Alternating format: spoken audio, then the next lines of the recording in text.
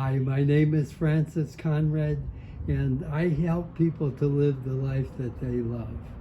And in this video today, I'm going to be talking about retirement. Now, obviously, I'm exploring things in retirement that apply to me, but I'm not the only one. The largest group of people in this country were born after World War II, and I'm part of that group. And behind me, this large group of people are all approaching what we would call, in traditional terms, retirement. So it's a topic that is really relevant because so many people are experiencing what we're going to be talking about. And there's very good reason to talk about it, and we'll get to that later. But I also want to acknowledge that what we're going to talk about with retirement, it applies to any type of transition. It applies to people who are younger but who are changing careers or moving from one location to another, or their children who have always lived at home are now leaving and they experience what's called the empty nest, or they go through a divorce or they get married. There are so many ways that we transition, and retirement is just one specific experience of a transition, but it's not the only one by far. And what we're going to look at with retirement applies, I think, across the board to all these different experiences that have to do with transition. So I'm going to use the focus of retirement, knowing that this will apply to a much larger audience also. So where do we start, and why is it that it's important to talk about retirement? Probably the biggest, most obvious reason for talking about retirement is because it's not the same. It's not the same as it was for my parents. And we need to look at how the differences in retirement really make it a totally different experience, potentially. So what are the most significant differences? Well, the one thing that's obvious is that people are living longer. During my father's period that he would call retirement, most people lived up until their 70s. Today, just a few years later, people are living beyond their 80s, and average age is someplace in the 80s that people are expected to live. So over the years, the length of time that people live has been steadily increasing, maybe by 10 years every decade. And each increase means that retirement means living longer. And what do we do with all that time? Now, it's interesting. I think I mentioned this in the last video, but I want to bring it back because it hits me as really significant. I've asked many people who are retired, who are older adults, if you could live longer, let's say to 100 or even 110, and some people would say, expect that we could live to 120. If you could live longer, and not only that, but I'm going to say that you could be healthy and you could feel good about, yourself, and have any opportunities that you can come up with that would be appropriate for you. What would that be like? And it's interesting that the majority of people by far that I've asked this question, they say, I don't want it. And the reason that they don't want it is because they tell me that they're thinking that if they live longer, they're not going to know what to do with their time. And they're going to basically not enjoy their life. They're not going to feel like what they're doing is meaningful. So why live longer? And I think that this is a common misunderstanding. And the misunderstanding is that our life does not look good if we allow ourselves to live longer. It's a misunderstanding because I'm not sure that it's true at all, but it definitely is true if we look at it from the perspective of our parents. So my father retired at 62, and probably up until his 70s did a lot of work, volunteer work at the church. He was working on doing carpentry in brothers and sisters' homes. He was working on cars. He was growing a garden. You could say he was active, and he was doing stuff that he had always enjoyed doing before he retired. And so now he just did more of it. Well, as he got into his 70s and 80s, the message that was given to him is, you shouldn't be doing that. That's hard work. Let some of the younger kids in the family take care of it for you. And so slowly, because he was getting older, people were taking away from him, in his mind, things that he could do, to where he ended up, when I would go home, because I didn't live around him, but I would visit, and I would see him sitting at the kitchen table like he was just sitting there doing nothing. You see, my father always said that he wanted to live to be 100, and I think he easily could have, but he didn't make it to 100, and I think it's because he gave up. He was at a place where he spent so much time as he got older sitting at that table that I think the idea of sitting there another 4 years to reach 100 wasn't worth it. So my father, he basically passed away when he was 96. But I think that maybe the last 10 or 20 years of his life were very difficult, not because of his health or his thinking, but difficult because he didn't know what to do with his time. And when he tried to go back and do things that he did when he was younger, people were telling him he shouldn't do that because he's getting older. So he didn't know what to do. He really did not prepare for the length of time he lived. He retired at 62. He died at 96. I think that's 34 years. And during those 34 years, he had no idea, no planning on how he was going to use them in a way that would really give him the life that would be full and meaningful. So my father was an example of somebody who had long life, one of the huge changes, but didn't know how to plan for it, didn't know how to take advantage of that life.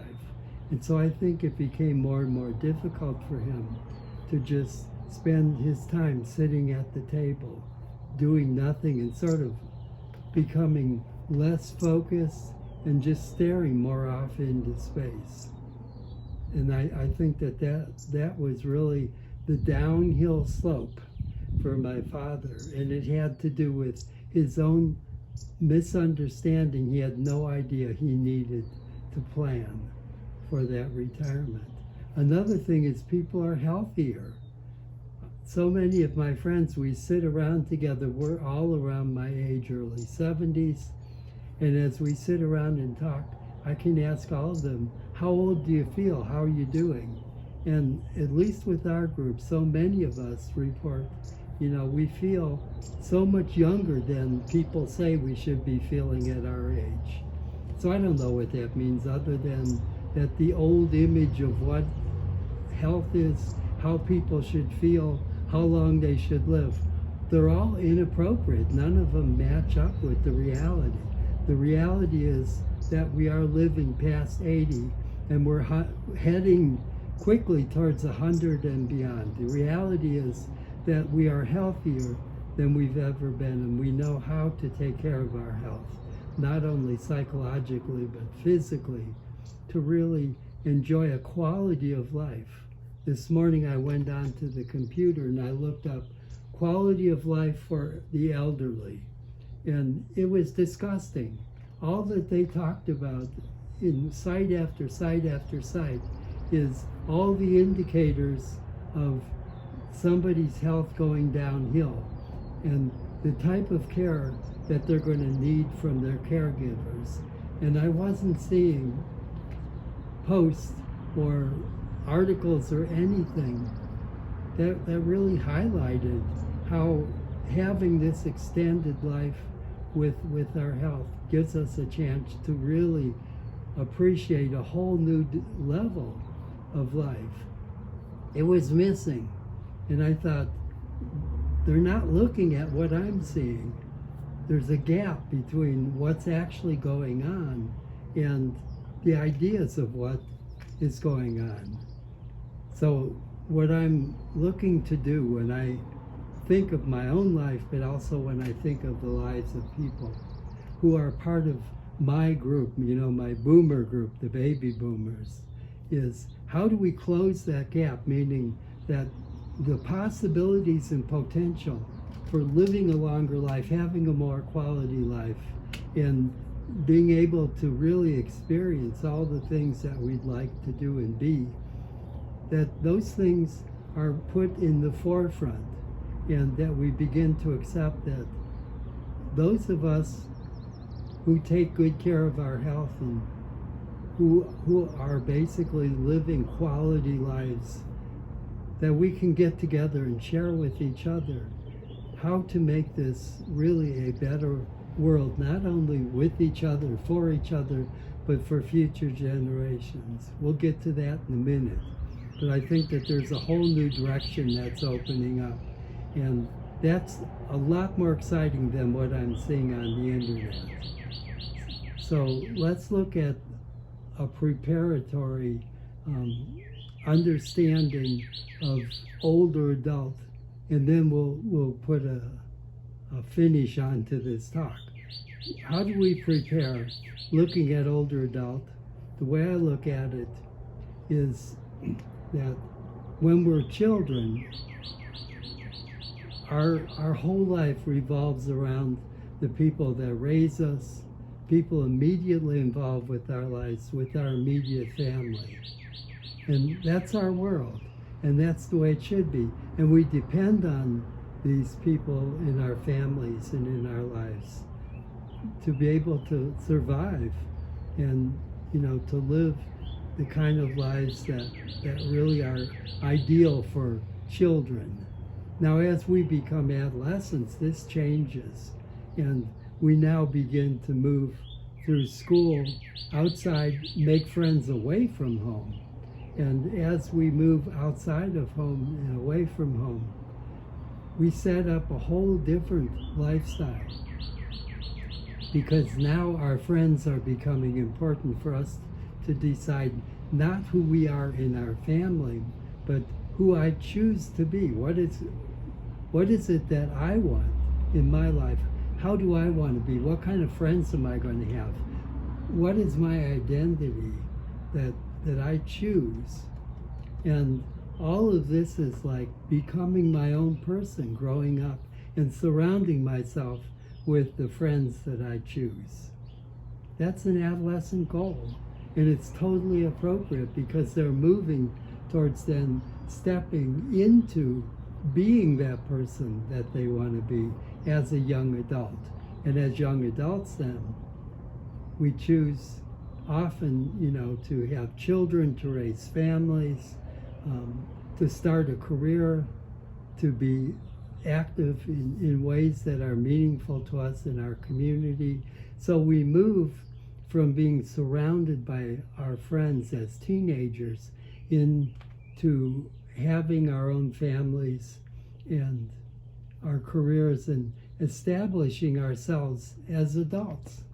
Well, let's move ahead now to older adults. That's the group that we're talking about, that is the focus of today's talk. By the time we become an older adult, I've already established that we're living longer. So when it comes to my parents, they had no idea that life and the qualities of life and health and all those things were going to be possible for me. And in fact, they didn't even know that those things would be possible at the level that they got it for themselves. My father had no idea that he had the potential to live a really healthy, long life beyond 96, but he had no idea. So what's happened is there is a stage of development that needs to be defined. It never existed before. People didn't live long enough for it to exist. But now, larger and larger numbers of people like myself and the boomers, we're basically looking at this as a stage that never existed. What do we do with it? That's the first question that comes to mind. But it's more than what do we do with it. How do we live in such a way that it's meaningful, that we really look forward to it, that it's appealing? Because the way it's been defined in the past, as soon as you retire, your life goes downhill, you need care, and you're not going to have a quality life because each year it declines more and more. Now it's a horrible way to think of it, but when we look at so much of what's out there, that's the message we get currently from our culture.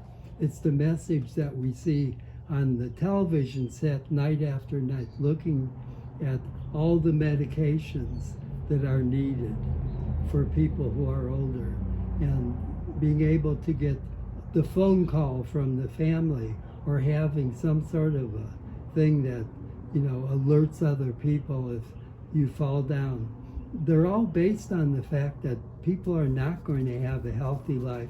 They're based on the fact that people who get older are going to be more and more dependent and are basically going to live a life that is less and less and less appealing, has less quality, and it's more of a burden to the family. That's what we start with, and I think it's totally inaccurate. It doesn't fit at all. So what do we replace it with? Surprisingly, there is something that we can replace it with, but it's going to be up to us to decide what that's going to be. You see, that last stage that we're talking about, the older adult stage that didn't exist, nobody knows what to do with it because it never was there before. It's new. It's not been experimented with. We are the group that get to go into this stage and determine as best we can how to not only make it a longer quality life, but how to make it appealing so that younger generations looking ahead say, boy, I can't wait when I get to that stage, because that has so many qualities that are appealing and are attractive. We're not there yet, but we are at the place where we are beginning to join together with other boomers and to talk about how do I make this a stage that we can all not only join in, but a stage that is appealing.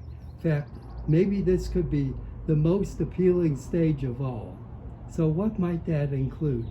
And I'm going to bring this to an end here. But before I do, I want to look at some of the potentials. You see, the child's world was the family, and it was very limited to a small group of people. The adolescent's world opens up, goes outside the family, exposes the teenager, the adolescent, the young person to a much wider range of people and possibilities. And then as the young adult experiences the chance to create a career, have a family, learn the skills of parenting, working with all the different things that are appropriate to being a young adult in our world. That's an expansion beyond what the teenager, what the adolescent was dealing with. And so what can we expect this last stage called older adult to do? Well, it's got to be an expansion on the adult version of life, because each stage seems to expand, get larger, and so what might it look like? Well, if adulthood focused on family, focused on career, focused on how to support parts of the local community that, are important to the adult, then what if the new stage older adult, expands that so that beyond family, the focus is on humanity itself across the board. As a traveler, I feel like one of the advantages of travel is that it opens us up to be a part of all of humanity. We learn to cross borders and boundaries, and go to foreign countries and find that we're not really in a foreign place. We're in a place with humanity that's very much just like me, that we all share something at that most basic level. So I think we move from focus on family and the local community and maybe even our own country. And as older adults, what if we expand that to include humanity across borders around the globe? And where the person as an adult focuses on their own career, how it is that they want to contribute. What if the expansion of that for the older adult is somebody who is looking at bigger issues such as global warming and ecological concerns, so that their focus is not only for humanity, but it's for the whole planet, the quality of life for the whole planet. And then maybe the last one is, what if the expansion from looking at life from a more limited perspective as an adult opens us up to look at a basis for everything that we do as a contribution to future generations, as a basis for everything that we do, as an expression of our spiritual nature. What if everything in the older adult version is attractive and meaningful because we've given it a larger, expansive purpose, and that this purpose includes all of humanity. It includes global concerns, and it includes our own contributions that are most meaningful to us. So you can see that might be appropriate for any type of transition, but it's definitely far, far needed today in a society that has so limited our way of looking at adulthood, older adulthood. And I'd like to just begin a conversation and invite people who are around me and who are part of my world to look at older adulthood and ask the question, how can we create an older adulthood that's actually more amazing and more appealing than ever before, and a bigger expansion than all of the things that we've done in our life up till now. What a life that could be. And I think it's not only could be, but this is really what life is meant to be. So thank you for being a part of this discussion. Obviously, I'm not done yet. And what I'd like to do is encourage anybody who is watching this to leave comments below. Check, the thing that says liked, so that I can begin to get more and more feedback about, what we're talking about here. So thank you again. And I wish for everybody the life that they love. And that includes older adults, obviously. Thank you.